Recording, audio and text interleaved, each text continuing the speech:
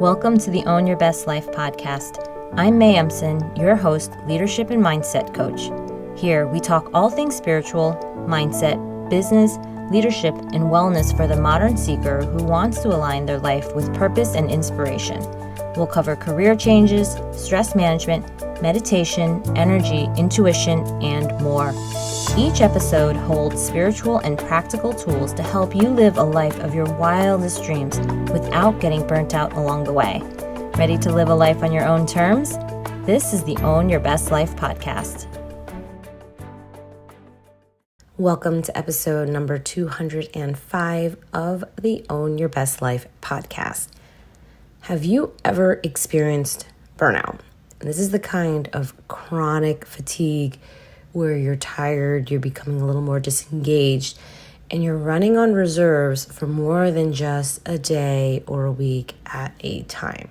And you start to wonder if this exhaustion will ever end. And you keep telling yourself, it's only going to be one more project, one more month, 6 more months, until you find yourself wondering if you need to quit that job and move on. And so today's podcast on how you don't need to burn out to succeed will help you find that sweet spot between working really hard and burning out so that you don't have to quit before you're truly ready. We've all heard that if you find work that feels like play, then you'll never work another day in your life. And some of us have taken that concept even further. We spend all our waking hours thinking about work or working because we truly care about the work we do or the people who are on our teams.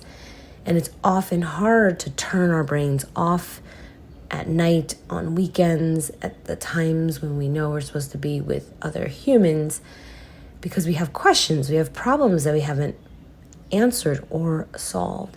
And there is a deluge of information and work that is constantly available through our phones and through our computers.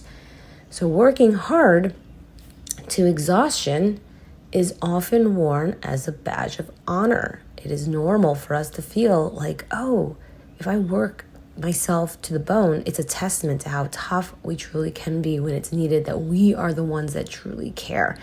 So we think that if we just aligned our passion with our work, we wouldn't burn out, but that's simply not true. You can love your work, you can be incredibly engaged, and you can still burn out.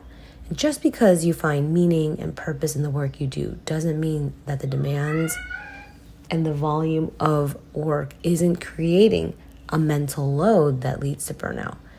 We all know of professions, we all know of people who are deeply caring about what they do or who they work with, but these people are still humans at the end of the day. They still need to have their basic needs met.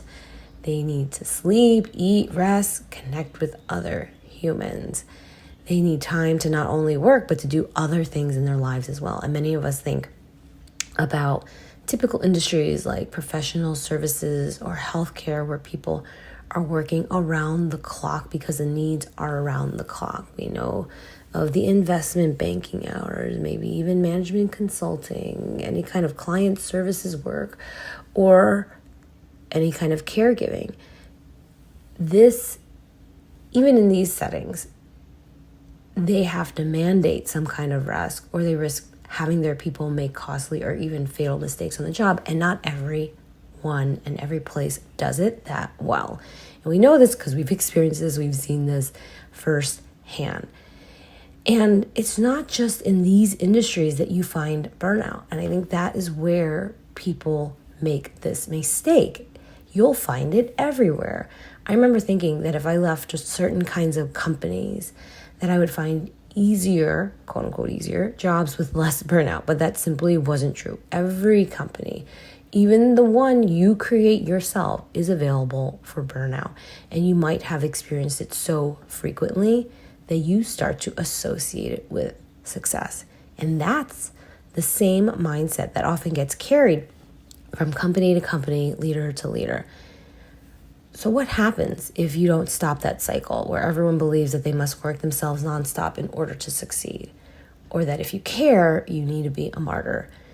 what happens is you start to breed team members who either don't want to get promoted, they don't want to take on even more, and they think, if I do, I'm going to feel even worse mentally and physically. Or you might breed team members who believe that this is what it takes to succeed, and they work themselves to exhaustion or sickness, and then they ask others to do the same.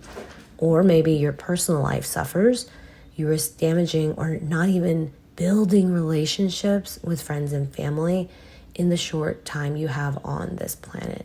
And you might even become so deflated and exhausted that you quit, you get sick, and then you leave. And it's almost an unspoken ideology of leaders that they don't want to promote a good lifestyle because that means that they're not working hard enough.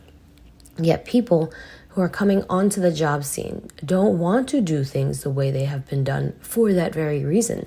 And this is often why your best people will leave without telling you exactly why they left. And there's a way to still work hard, show that it takes work ethic, and promote discipline and commitment to work without promoting poor physical health. So what does it actually take then to succeed without burning out? It takes specific high performance practices. I'm going to share one of them with you today. One of the ones I teach myself and other clients how to engage in are these flow activation rituals, which are these very practical and very specific set of activities that help you decide how to prioritize and work more effectively. These practices remove the mystery of when and how much to work, or even what to work on, so that the amount of energy that you can apply towards being more creative or having really innovative solutions or thinking more, deep thinking, that actually increases. The amount of time that you spend wondering or guessing decreases, and the volume of meaningful output and results starts to become more and more noticeable, not just to yourself, but others. And you'll know when you need to slow down and take a rest versus when you need to keep plugging away to get to this other side of a big deliverable or a complex task that you just keep wanting to put off. And the reason that this works is because you learn how to work instead of just working constantly on whatever comes your way. You stop associating the number of hours spent with success, and instead you really start to evaluate yourself based on doing what's truly most important. I call these people who haven't crossed this bridge yet the overworked achievers, because they want to get out of the exhaustion that they're in, but they don't feel comfortable doing anything different because they're just so busy in their day-to-day. They haven't gotten past the list of things they want to work on last week, maybe even last month, to actually truly feel like I can think more strategically about what's next. They just know that they don't feel great about work, even if they love the kind of work that they do and they're feeling exhausted. And when we start to move them towards the bridge of the spiritual achiever, it's really about reminding them about who they are. Often people forget that what they have truly been put on this planet to do isn't what they spend most of their time doing. And in any waking moment, you can create more than just a certain number of written emails or stressed out responses back to people or PowerPoint slides.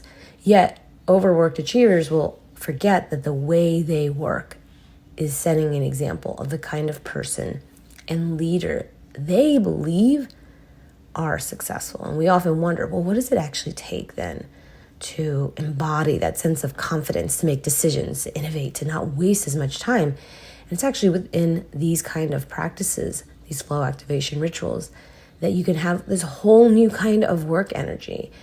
And this is the kind of energy that you can change. You can become the kind of person that you want to be led by, the kind of leader that actually helps you feel relief, that decreases stress and increases your confidence and results because of their presence. Not in spite of them, you feel a little less stress. And we've all had that experience before as well. leaders that help us feel confident that we can do this, that we know what we're doing next, versus ones that seem to just pile more on and give us a lot of tasks, but without any sense of help. And you don't have to actually do that kind of work, and this is the kind of thing that I teach, but you do have to understand how to do it for yourself, because when you start to embody it, you can actually be that leader where they just see by the way you work and how you're doing things that there is a way to do this more intelligently without burning out, and that you can be successful. Yet, how you work is a decision that you get to make. So if you've been running the Burnout and Success playbook for a while, it might feel hard to let go of being the angry or irritable or passive-aggressively demanding person who works themselves beyond the point of where it is intelligent. Yet you also have the option now to make a new decision, to work towards a new playbook that high performers who are committed to improving both their careers and personal lives are practicing. You can use high performance spiritual principles that are dedicated to helping you carve out time for becoming the person you want to be, to live a richer, fuller life beyond the to-do list. So if you would like to choose the latter and want to become a spiritual achiever, I invite you to watch the free training on how to stand out and lead using spiritual high performance strategies. You can go to mayemson.com/205 for the show notes link to get that training. And then you can also apply to join the Spiritual Achiever program, where you're going to create your next chapter with spiritual and high performance strategies and achieve the time and financial freedom using the proven method. It is risk-free. You either start seeing results within your first month or I give you your money back. So you can schedule your call at www.mayemson.com/contact. We will see you inside. I love you, my friends. I hope you have an amazing week, and I'll talk to you next time. Thanks so much for joining us this week on Own Your Best Life. Make sure to subscribe to the show on iTunes or wherever you listen to podcasts so that you'll never miss a show. And while you're at it, can you please rate and review on iTunes? I would so appreciate it. Share it with a friend, take a screenshot of it, and tag @MayEmson. This helps continue to get the word out. For more show notes and resources, check out www.mayemson.com. You'll have all the links to everything you heard here today. Thanks so much for listening. It's time to own your best life.